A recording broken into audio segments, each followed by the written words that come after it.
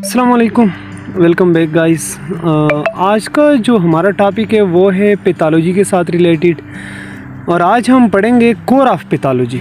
Core of pathology का मतलब क्या है? इसका मतलब है हमने एक डिज़ीज़ को कैसे डायग्नोस करना है, कौन कौन से पहलू हमने मद्देनज़र रखते हुए हमने डिज़ीज़ को डायग्नोस कैसे करना है। मतलब एक पेशेंट में कैसे पता लगाना है ये डिज़ीज़ किस वजह से है, क्यों है, कहाँ से कहाँ तक ये इसकी डेवलपमेंट हुई है, आगे मतलब एक प्रिमिटिव स्टेज से लास्ट जो स्टेज है वहाँ तक हमने पहुँचने के लिए कोर ऑफ पैथोलॉजी को लेकर जाना है, मरकज़ देखना है वो डिज़ीज़ का। तो इसका मतलब है how to diagnose a disease. There are 4 aspects, 4 aspects है जिसकी बुनियाद पर हमने कोर ऑफ पैथोलॉजी करना है।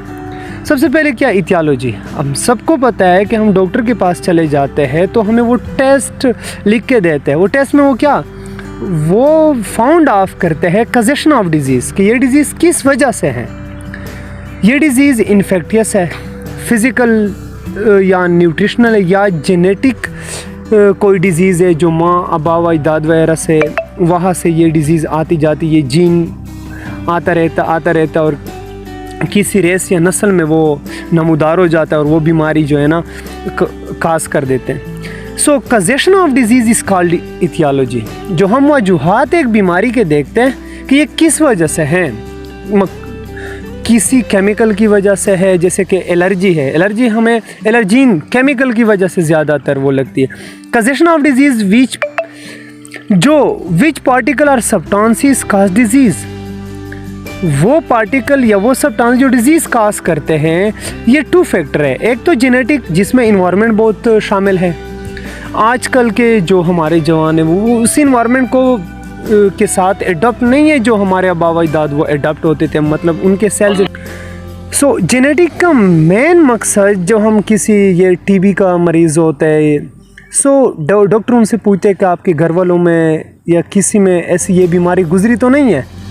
सो वो ये कजेशन देखते हैं, इथियोलॉजी करते हैं, कजेशन ऑफ डिजीज़ देखते हैं कि मतलब आप में जो ये बीमारी है कि आपके आबा अजदाद में तो नहीं है। जेनेटिक एनवायरनमेंट काज मैनी अल्ट्रेशन, बहुत ज़्यादा चेंज लेकर आते हैं नस्ल में। और सम डिजीज़ टेक प्लेस जेनेटिकली, जो जेनेटिकली कोई डिज़ीज़ आ जाए जिसको जीन थेरेपी कैसे, जीन थेरेपी करके हम उसको वो मेडिसिन थेरेपी या ड्रग थेरेपी के ज़रिए से उसको ख़त्म नहीं किया जा सकता। फिर ज़्यादातर ऐसी बीमारी है जीन की, दैट कम्स फ्रॉम एंसेस्टर, जो हमारे आबा अजदाद से आते हैं। सेकंड जो फैक्टर है वो है एक्वायर्ड जो है टाइम के साथ साथ जो हमें लायक होते हैं, वो उसमें इन्फेक्शन, हमें इन्फेक्शन होता है। न्यूट्रिशन की कमी आ जाती है, प्रोटीन की, लिपिड्स वगैरह की, जो लिपिड से सेक्स बीमारी वगैरह लायक होती है। प्रोटीन की कमी, मरासमस क्वाशियोरकर, ये बीमारी हमें लायक होती है। फिज़िकल या केमिकल एलर्जी, हर एक बंदे की एलर्जी है किस केमिकल की वजह से। आजकल तो ये गंदम वगैरह का वो सीज़न है, थ्रेशर का सीज़न है, सबको एलर्जी है, दमे के मरीज़ है सारे। सम डिजीज़ काज बाय इन्फेक्शन और मे लैकिंग ऑफ न्यूट्रिशन, या न्यूट्रिशन की उससे और फिज़िकली नॉर्मेलिटी और वीक इम्यून सिस्टम की वजह से भी हो सकती है वो डिज़ीज़। और कुछ डिज़ीज़ जो है वो केमिकल की वजह से, जो एलर्जीन्स है, जो एलर्जी काज कर देते हैं। सेकंड जो एस्पेक्ट है, इथियोलॉजी तो हो गया। सबसे पहले हमने डिज़ीज़ को डायग्नोस करने के लिए इथियोलॉजी को देखना है, कजेशन देखना है किस वजह से है ये डिज़ीज़। सेकंड हमने देखना है पैथोजेनेसिस। पैथोजेनेसिस एक ऐसा प्रोसेस है जिसमें हमने देखना है कि ये डिज़ीज़ सबसे पहले इस ऑर्गन में थी ये डिज़ीज़, अब या कौन से ऑर्गन तक ये जाके डिवेल्प हो गए हो ये। मतलब इसमें हमने development of disease cause agent देखते हैं टू अदर टिश्यू और ऑर्गन, जो development of disease cause agents है जिसकी वजह से ये बीमारी लायक हो चुकी है। जैसे कि मलेरिया सबसे पहले लीवर पे अटैक किया, लीवर से फिर ब्लड में आ गया। ये कजेशन हमने पैथोजेनेसिस देखना है कि development, step by step development देखते हैं of disease from one organ to other. The chain of events, वो इवेंट्स, वो वाक़यात, उसकी जो चेन होती है जो रैंडम तरीके से, that cause disease due to series of change in cell, tissue, organ structure और फंक्शन, जो किसी भी सेल, टिश्यू या ऑर्गन के स्ट्रक्चर या फंक्शन में क्या करते हैं, चेंज लाते हैं। या काज्ड बाय माइक्रोबियल, ये माइक्रोबियल की की वजह से भी, केमिकल की वजह से, या ड्यू टू इन्फेक्शन की वजह से भी हो सकती है। अगर ये जैसे ही हमें ये बीमारी फैलती रहती है तो इसका क्या मतलब है? ऑलरेडी हमें मॉर्फोलॉजिकल चेंज आएंगे कि नहीं?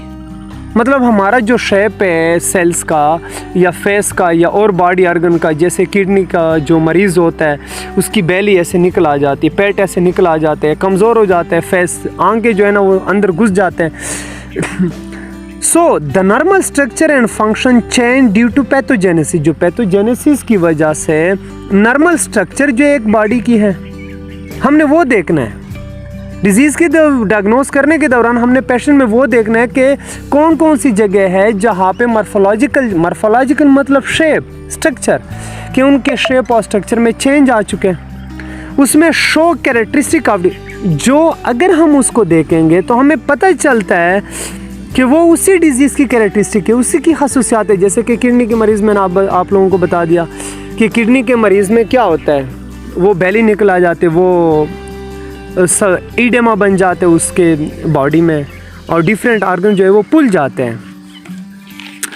जो हमारा फाइनल है वो है क्लिनिकल सिग्निफिकेंस। क्लिनिकल सिग्निफिकेंस के साथ है मतलब वो सिम्टम्स और साइंस हमने उसको देखना है। मॉर्फोलॉजिकल चेंज जब आ जाए हम उसको देखेंगे, उसकी बुनियाद पर क्लिनिकल सिग्निफिकेंस आते हैं। उसका मतलब क्या है? The nature of morphological change in normal tissue or organ show the clinical feature, symptoms and signs।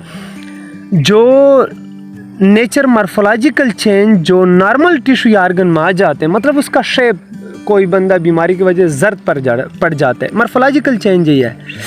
सो वो हमें शो करते हैं क्या? Symptoms and sign. मतलब सिम्टम्स एंड साइन ही देते हैं, उसी से पता चलता है। जैसे कि खांसी का मरीज़ होता है या चेस्ट का मरीज़ होता है, वो खांसता रहते हैं, बलगम वगैरह उसको आते रहते हैं। ये क्या है? क्लिनिकल से a method the determine the extent to which bring the patient to normal level from abnormal functioning.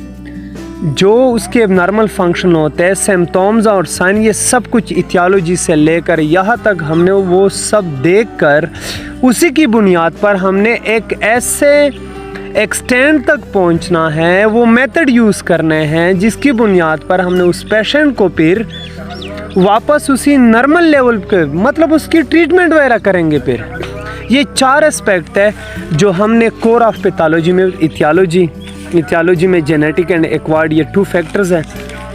फिर pathogenesis, development of disease caused agent from one organ to other. फिर मॉर्फोलॉजिकल चेंज, जो shape and structure में change आ जाते हैं, बीमारी की वजह से कमज़ोर पड़ जाता है, येलो पड़ जाते हैं बंदा।